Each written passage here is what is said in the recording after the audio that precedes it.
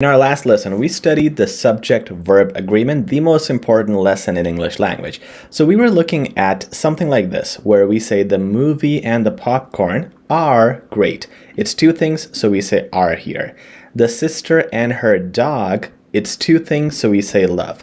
When it's two, you don't put the S with the verb. That is what we studied. But when you have one singular person, you put S with the verb. She sings beautifully. Then we looked at this, and I believe this is where I left you guys off and asked you which is the subject and which is the verb in these sentences. Now here are the answers. We're then going to look at more examples of subject-verb later on. When we talk about this very first sentence, the movie and the popcorn, they are two things. They are plural. So we use are here because are is used for two things. It is a plural verb. Movie and popcorn are two, so we use are. The next one is my sister and her dog. Again, plural, so you use love. We're not saying loves because it is not one subject, it is two. Then we talk about the books. The books, again, is plural, so they belong. The verb is again plural because we're using it for plural subject. And here, my friends and I are again more than one people. So it's plural, we're gonna say again are. If I said that she is going, then I'm gonna say she with is. But she and I are, my friends and I are, plural.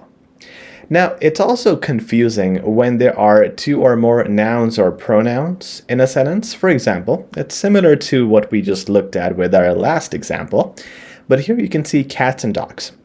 Now, cats and dogs can be friends. In this case, it's a little hard to break down. Let me go to the next sentence and show you Sally and Jane. These are two people, right?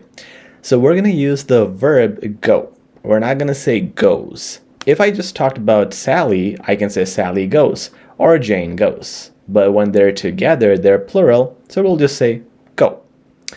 Similarly, when we talk about Arnold and his cousins, we're talking about plural, so we're just going to say celebrate instead of celebrates. If it was just Arnold, we could have said Arnold celebrates. This is even more confusing when you see words like each one, either, neither. All these words that you see here, guys, this could mean you're talking about one person or many people. And if you are using these words, all you got to do is put the singular verb with them. For example, each of the participants was so excited. We're not saying were, we're saying was, because each belongs to these words here on your screen. And when you talk about each, it's considered one person. Each of the participants, which means one of them. So we're going to use was. Everybody is.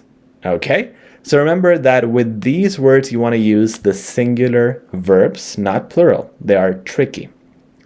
Let's look at some compound subjects, or what we call the rule of proximity. Now here you have multiple people. My aunt and uncles. It's multiple aunt and uncles. Uncles are too many, aunt is just one. But later you have too many uncles, but just one aunt. However, either way, you're going to use visit because they're still plural. They're multiple people. If you just had your aunt, it would be what? It would be visits. Okay? Let's see some more examples. And these are not quizzes. These are the correct ways to say them.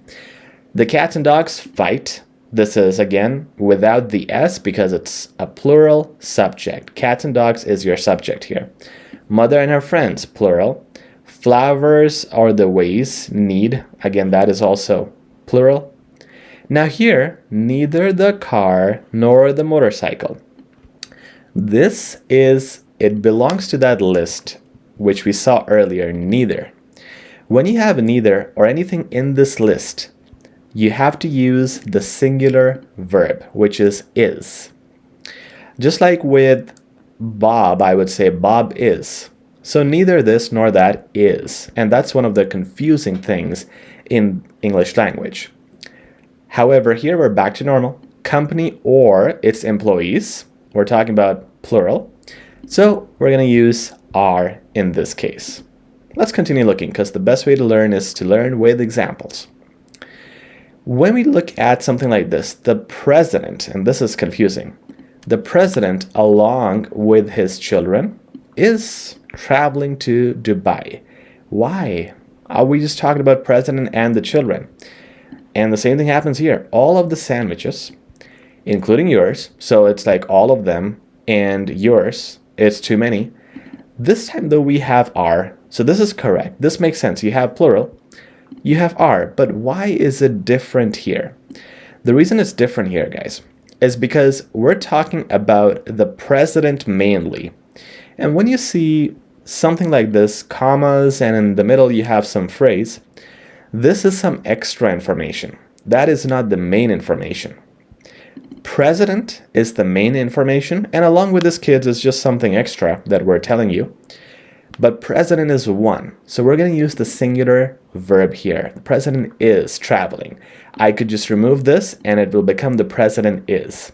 In this case also, you're saying including yours in between commas, which is additional information. However, the subject before is plural. Sandwiches is plural, so we're going to use are.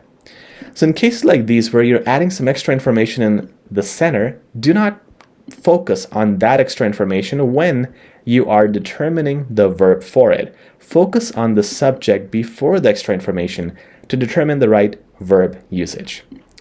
This is a very complicated subject, so don't worry, we are going to cover this again in the next lesson where we talk about this is and there are. This is going to be our third and final lesson on subject verb. If you haven't seen the previous one, check the video before this one, and please subscribe and get your notifications turned on so you can get notified for the next video where we cover these important rules.